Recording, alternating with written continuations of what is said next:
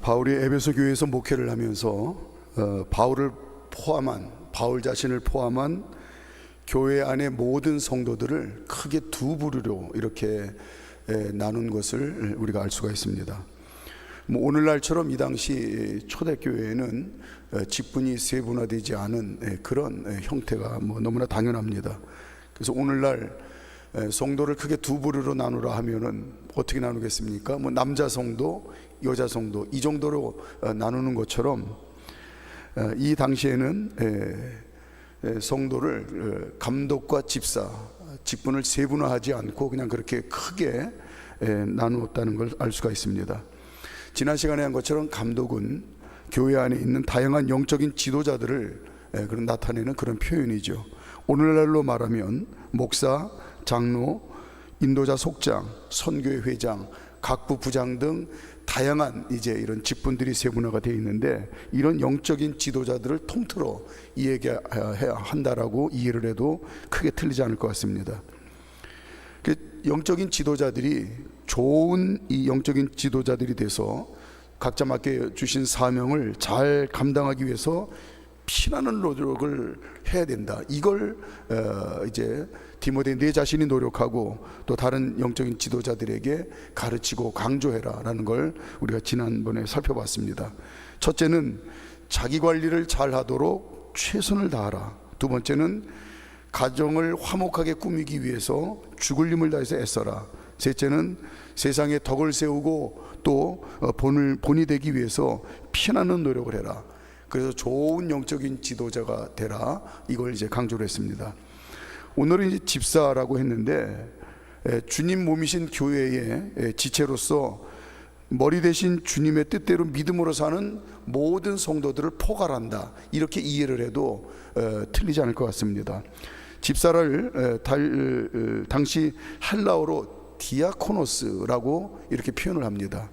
디아코노스는 식탁에서 시중 드는 사람을 말합니다. 다른 말로 하면 주님을 위해서 봉사하는 삶을 사는 사람, 주님 몸된 교회의 지체로 부름받고 머리 대신 주님의 뜻 안에서 믿음으로 사는 하나님의 일꾼들을 다 통틀어서 그냥 집사, 이렇게 표현해도 좋을 것 같습니다. 그래서 로마서와 골로새서에서 바울은 집사를 일꾼으로 표현을 했어요. 똑같이 디아코노스인데 우리나라 말로 번역만 다르게 한 겁니다. 그래서 오늘 디모데전서에서는 집사라고 표현을 했고, 똑같은 디아코노스를 로마서와 골로새서에서는 바울이 이제 일꾼으로 이렇게 표현을 했습니다. 자, 로마서 16장 1절 볼까요? 로마서 16장 1절 시작.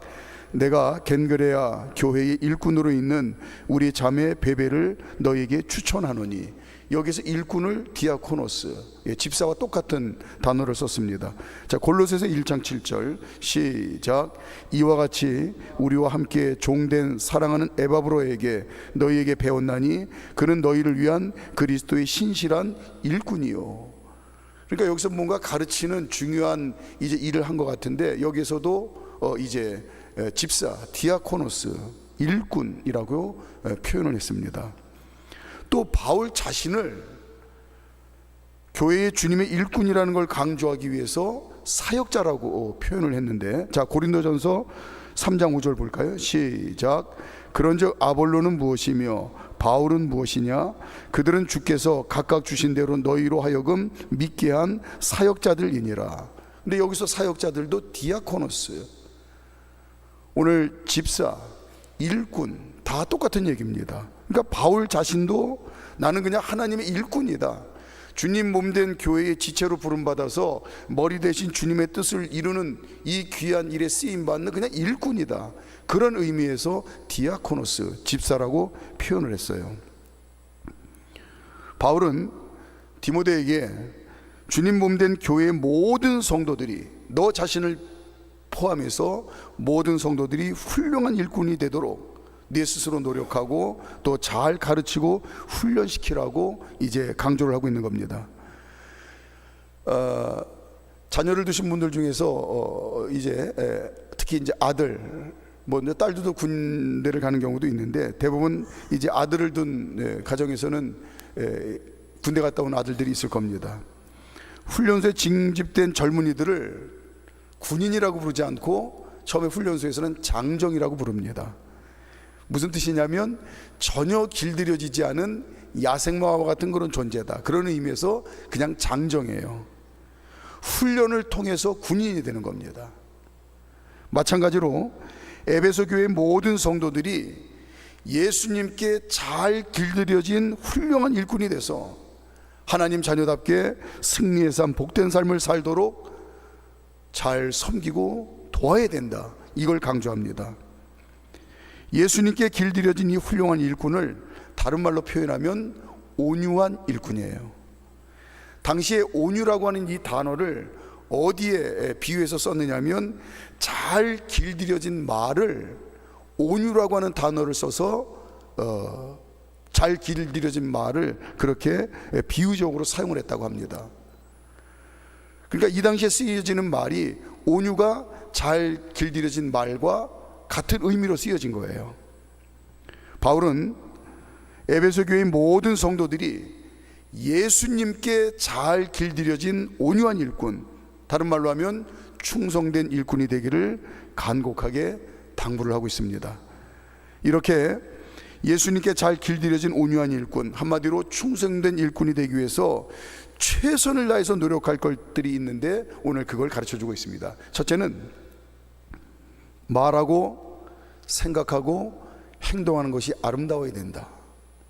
그래야 예수님께 잘 길들여진 온유한 일꾼, 충성된 일꾼이 되어서 하나님 자녀답게 승리의 삶, 복된 삶을 마음껏 누리며 살 수 있다는 걸 이제 강조하고 있어요. 말하고 생각하고 행동하는 것이 아름다워야 된다. 자, 8절. 자, 오늘 보면 8절입니다. 시작. 이와 같이 집사들도 정중하고 일구이원을 하지 아니하고 술에 인박히지 아니하고 더러운 일을 탐하지 아니하고. 바울은 에베소 교회 성도들이 예수님께 잘 길들여진 이 온유한 일꾼, 충성된 일꾼이 되기 위해서는 무엇보다도 먼저 말을 아름답게 해야 된다는 걸 가르치고 있어요. 일구이연하지 아니하고, 오늘 8절에 보니까 일구이연하지 아니하고 라고 했죠. 일구이연은 어렵지 않은 말입니다. 당사자 앞에서 하는 말과 그 사람이 없을 때 다른 사람에게 하는 말이 다른 거예요. 이게 한 입 가지고 두 말을 하는 겁니다. 그것도 그냥 그렇게 한 입 가지고 두 말 하는 게 아니고 시기하고 질투하는 마음으로 의도적으로 중상모략하고 나쁘게 말하는 걸 말하는 거예요. 또 일구이연이 뭐냐면 한 가지 사실을 놓고, 사실은 한 가지입니다. 한 가지 사실을 놓고 이 사람에게는 이렇게 말하고 저 사람에게는 저렇게 말함으로써 서로 이간질해서 불신하게 만드는 것, 이걸 일구이연한다고 그러는 거예요. 그러므로 예수님께 길들여진 온유한 일꾼, 즉 충성된 일꾼이 되기 위해서는 무엇보다도 예수님의 말씀과 예수님의 성품으로 혀가 제대로 길들여져야 된다는 걸 바울이 힘줘 교훈하고 있습니다. 자, 야고보서 3장 8절.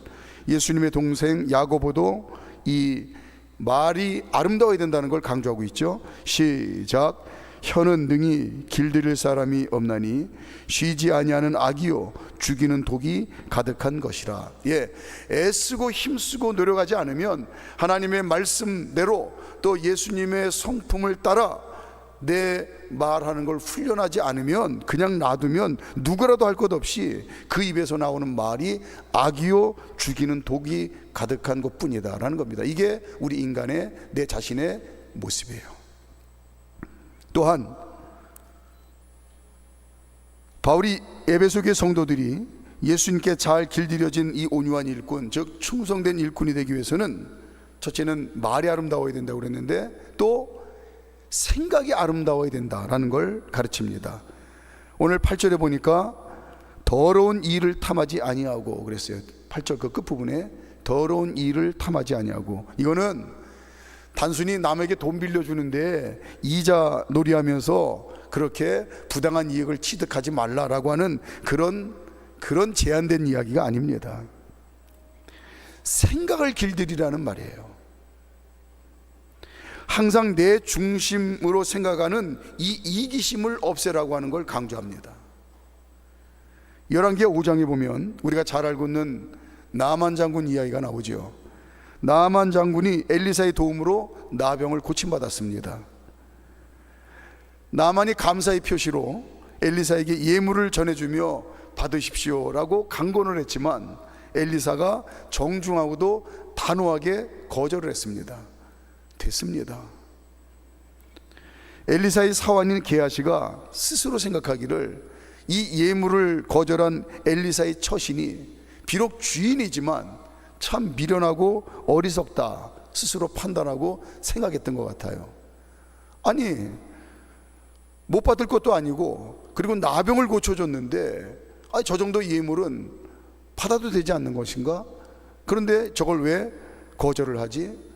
그 주인 엘리사의 처신이 자기 생각에는 미련하고 어리석은 것 같은 것처럼 생각을 한 거예요. 그래서 나만 일행을 몰래 뒤쫓아갑니다. 아이고, 나만 장군님, 주인님이 보내셔서 제가 빨리 허겁지겁 뒤쫓아왔는데 우리 주인 엘리사님께서 마음을 바꾸셨습니다.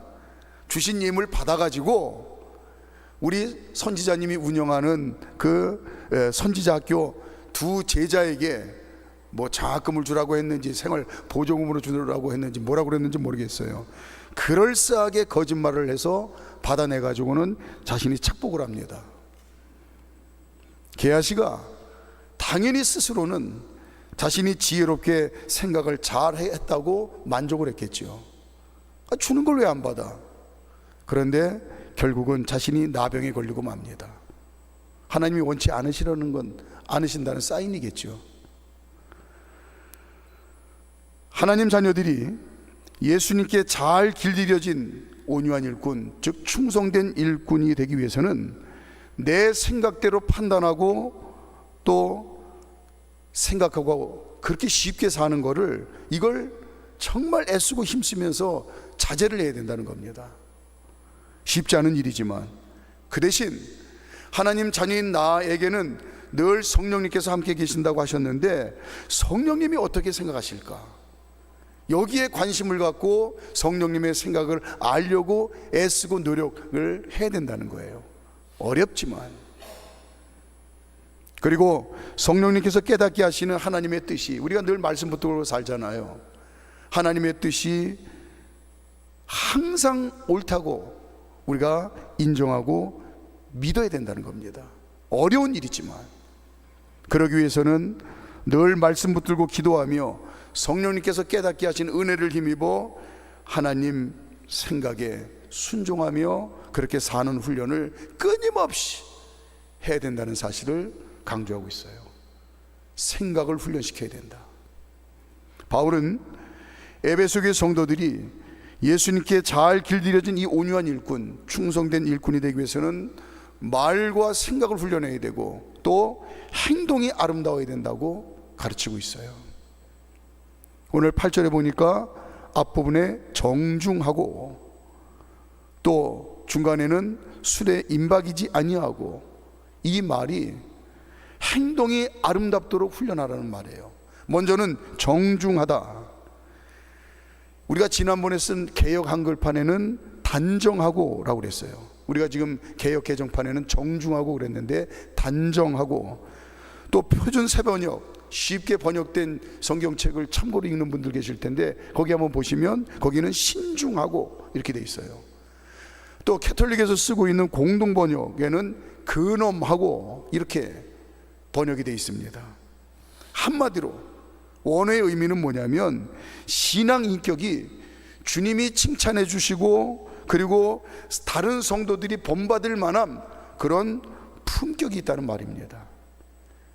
신앙 인격이 무게감이 있다는 거예요. 행동 거지에 신앙의 성숙함이 느껴진다는 겁니다. 또 술에 임박이지 아니하고 라고 했는데 우리가 흔히 아는 말 있잖아요. 술에 관련된 이야기. 처음에는 사람이 술을 먹고 좀 지나면 술을 먹고 또 이제 그게 도가 지나치면 술이 사람을 먹는다고 그러잖아요. 자, 잠언 20장 1절 시작. 포도주는 거만하게 하는 것이요 독주는 떠들게 하는 것이라. 이에 미혹되는 자마다 지혜가 없느니라. 여기 계시는 분들은 뭐 대부분 다 이게 무슨 말인지 잘 모르시겠지만, 술에 임박히면 신앙 인격은커녕 인간구실을 제대로 할 사람은 아무도 없다는 말이에요. 제가 살던 시골 경기도, 지금 안산시가 됐지만 옛날에는 화성이었는데, 어린 시절에 저희 같은 마을에 100여 가구가 사는 같은 마을에 저보다 2살 많은 서구 형네 아버지가 있었어요. 근데 70년 전 당시에 그 당시에 제가 반월면이었는데, 화성군 반월면이었는데, 그 면 일대에서 4년제 대학을 간 젊은이가 한둘 손꼽힐 정도로 없었습니다. 근데 70년 전 그 당시에 이 서구 형네 아버지가 건대법대 부잣집 아들로, 면에서 손꼽히는 부잣집 아들로 태어나서 건대법대를 졸업했는데, 제가 어렸을 때 본 이 서구 형네 아버지는 늘 집에서 술만 마시는 사람입니다. 아무 일도 안 해요. 일평생 집안에서 술 먹고 무의도식하다가 일찍 돌아가시고 말았어요. 술에 잡아먹힌 인생이 된 거죠. 오늘 먼저 바울은 말하고 생각하고 행동하는 것이 아름답도록 최선을 다해서 노력하라 라고 하는 걸 이제 강조하고 있습니다. 두 번째는 예수님께 잘 길들여진 온유한 일꾼, 한마디로 충성된 일꾼이 되기 위해서 최선을 다해서 노력해야 될 두 번째가 변함없는 신앙생활을 하도록 최선을 다해서 노력해라, 이걸 강조합니다. 9절부터 11절까지 변함없는 신앙생활을 하기 위해서 최선을 다해서 노력해라. 9절부터 11절까지 시작. 깨끗한 양심에 믿음의 비밀을 가진 자라 할지니 이에 이 사람들을 먼저 시험하여 보고 그 후에 책망할 것이 없으면 집사의 직분을 받게 할 것이요 여자들도 이와 같이 정숙하고 모함하지 아니하며 절제하며 모든 일에 충성된 자라야 할지니라. 아멘. 먼저 보니까 깨끗한 양심을 가져야 먼저 사람 앞에 변함이 없는 신앙생활을 한다는 걸 강조합니다. 다시 한번요. 깨끗한 양심을 가져야 먼저는 눈에 보이는 사람 앞에 변함이 없는 신앙생활을 할 수 있다고 바울이 강조를 해요. 깨끗한 양심은 좀 더 쉽게 표현하면 원어의 의미를 겸손한 마음입니다. 다른 사람을 깨끗한 양심, 즉 겸손한 마음을 가지고, 겸손한 마음이라는 눈을 가지고 바라보아야 늘 사랑과 존중하는 태도로 다른 사람을 대할 수 있다는 거예요. 그래서 깨끗한 양심, 겸손한 마음이라는 눈을 가지고 다른 사람을 바라보면, 다른 사람의 좋은 면이 보이면 그 마음 가운데 무슨 생각을 하겠습니까? 아, 저분은 내가 항상 보고 배울 점이 많은 분이야. 예, 다른 사람의 보고 배울 점이, 장점이 보이면 상대방의 좋은 면을 크게 확대하여 보게 되는 거예요. 그게 바로 깨끗한 양심, 겸손한 마음을 가지고 바라보는 눈입니다. 상대방의 장점이 보이면 그게 돋보기로 보는 것처럼 크게 확대돼서 보는 거로. 반대로 상대방이 단점이 보이면 단점 없는 사람이 어디 있겠어. 저분의 단점은 기껏 해봐야 저거밖에 안 되지.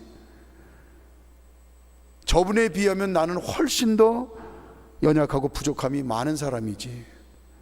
상대방의 단점을 통해서 나의 약점과 허물을 크게 볼 줄 아는 그런 눈이에요. 이게 깨끗한 양심입니다. 겸손한 마음입니다.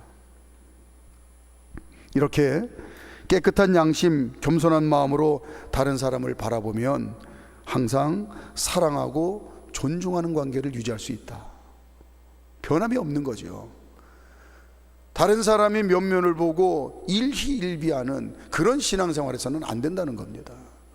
또한 보니까 믿음의 비밀을 가지라고 그랬는데, 믿음의 비밀을 가져야 하나님 앞에 변함없는 신앙생활을 할 수 있다라는 걸 가르치고 있어요. 깨끗한 양심, 겸손한 마음을 가져야 사람 앞에 변함없는 신앙생활을 할 수 있고, 늘 사랑과 존중의 태도를 가지고 신앙생활을 할 수 있고, 믿음의 비밀을 가져야 하나님 앞에 변함없는 신앙생활을 할 수 있다고 가르쳐 줍니다. 믿음의 비밀하니까 뭐 날마다 하나님이 계시하는 꿈이나 꾸고 뭐 환상을 보고 또 남이 모르는 거 나 혼자만 안다고 그렇게 자랑하는 그런 걸 의미하는 게 아닙니다. 저와 여러분이 하나님이 원활한 신진대사의 이 은혜와 복을 주셔서 뭐 특별한 일 없으면은 거의 매일 정상적으로 대소변을 배출하잖아요. 그것처럼 자면서 날마다 꿈꾸는 거는 이건 자연스러운 그냥 생형상입니다. 심지어는 짐승들도 꿈을 꿉니다. 저희 집에서 지금은 한 마리지만 이사 오기 전에 두 마리를 키웠는데, 먼저 있던 두 마리 중에 먼저 있던 놈은 잠자다가 꿈을 꾸는지 잠꼬대를 그렇게 하더라고요. 그러니까 짐승들도 이 꿈을 많이 꾸는 거예요. 물론 하나님께서 꿈을 통하여 알게 하시고 또 말씀해 주실 때가 있습니다. 당연히 그렇죠. 그러나 꿈을 통해서 깨닫게 하시고 말씀하시는 건 이건 흔하지 않은 일입니다. 이미 성경 말씀을 통해서 늘 나에게 말씀하고 계세요. 내 모든 인생의 문제에, 또 내 모든 인생의 고민과 물음에 하나님은 완벽하게 성경 말씀을 통해서 말씀하고 계시고, 함께 계시는 성령님께서 그 말씀을 통해서 깨닫게 하시고 그리고 알게 하세요. 꿈을 통해서 깨닫게 하시고 말씀하시는 건 이거는 특별한 일입니다. 흔하지 않은 일입니다. 그냥 어느 누구라도 날마다 꾸는 꿈을 마치 하나님께서 꿈을 통하여 계시하는 것으로 억지로 깨어 맞추면 이건 정말 굉장히 위험한 일이죠. 마귀가 장난칠 수 있습니다. 자칫 하나님의 뜻과 진리가 혼탁해질 위험성이 있습니다. 그래서 바울이 그걸 얘기를 하는 게 아니고, 바울이 말하는 지금 믿음의 비밀은 창세기부터 요한계시록까지 변함없이 일관적으로 말씀하시는 진리를 믿는 믿음을 얘기를 하는 거예요. 바울이 지금 말하는 믿음의 비밀 첫 번째는 전지전능하신 하나님께서 나의 아버지라는 사실을, 이 진리를 진짜 믿는 겁니다. 또한 하나님 아버지께서 보혜사 성령님으로 나와 함께 계시며 나를 복된 길로 인도하시고 지키시고 도와주신다는 사실을 진짜 믿는 거예요.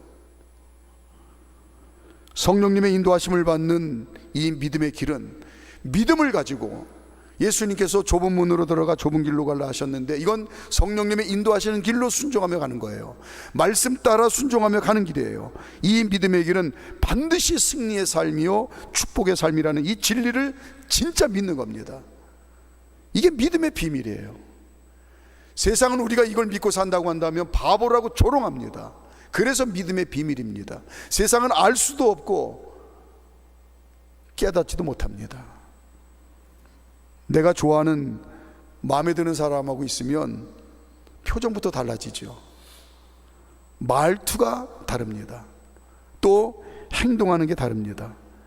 마찬가지로 성령님께서 지금 내 안에 함께 계심을 진짜 믿으면 어떤 상황에서도 전지전능하신 하나님 아버지를 굳센 믿음으로 의지할 수 있다는 거예요. 참된 평안이 그의 삶 가운데 자연스럽게 나타난다는 겁니다. 풍랑이 몰아치는데 예수님이 제자들과 함께 가면서 갈릴리 호수가에서 잠을 주무셨잖아요. 일부러 그러신 거 아니겠습니까? 이게 믿음의 비밀이다. 그러므로 믿음의 비밀을 가진 자는 하나님 앞에서 변함없는 신앙생활을 합니다. 이렇게 하나님 앞에서 변함없이 신앙생활하는 충성스러운 성도의 삶이 되어야 주님의 몸이신 교회가 그 지체들의 믿음 때문에 어두운 세상에서 소금과 빛의 사명을 잘 감당할 수 있다, 이걸 강조합니다. 마지막으로 세 번째, 예수님께 잘 길들여진 이 온유한 일꾼, 즉 충성된 일꾼이 되기 위해서 최선을 다해서 노력해야 될 게 있는데, 세 번째는 가정이 평화하도록 잘 섬길 수 있어야 된다.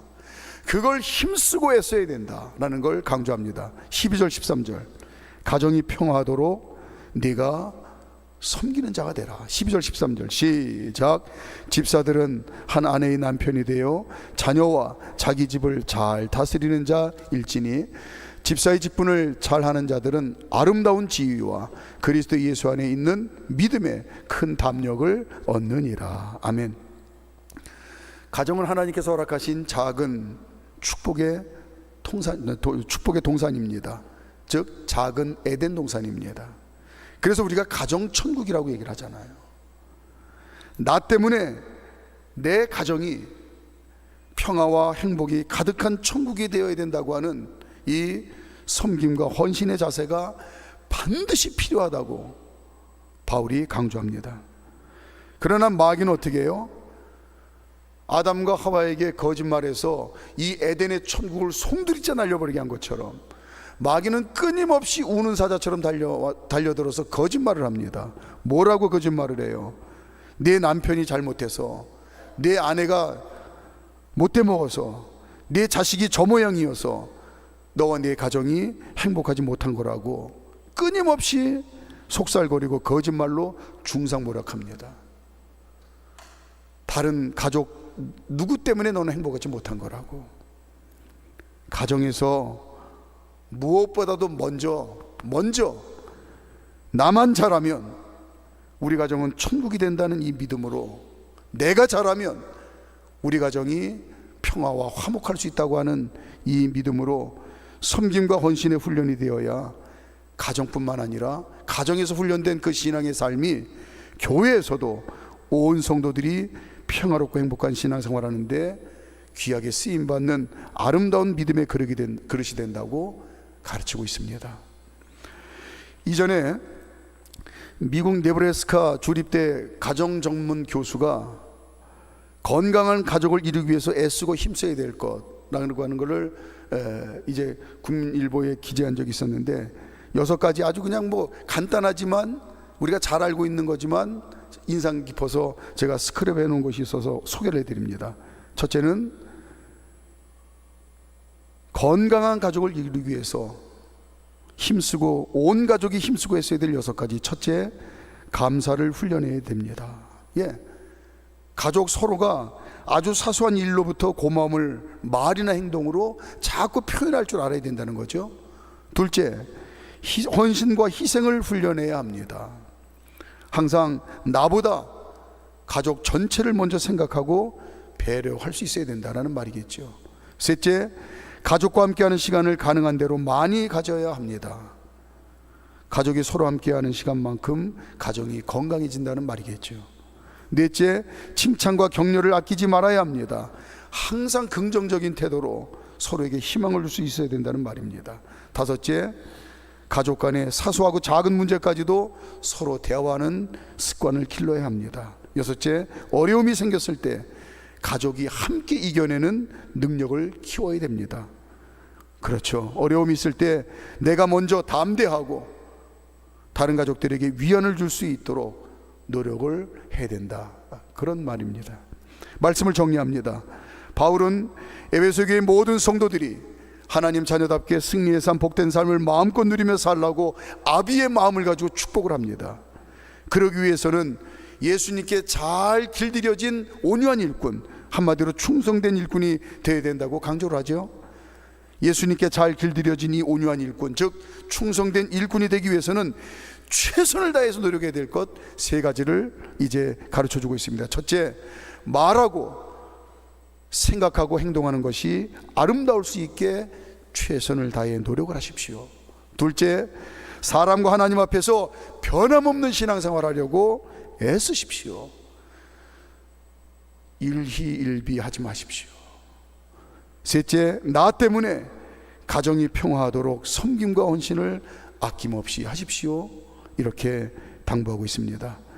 아무쪼록 바울의 간곡한 당부대로 우리 옥토교회 모든 성도님들이 예수님께 잘 길들여진 온유한 일꾼, 한마디로 충성된 일꾼의 삶을 더욱더 잘 살아서 하나님 자녀답게 승리의 삶, 복된 삶을 마음껏 누리며 사시는 그런 복이 있으시기를 주님의 이름으로 축복합니다.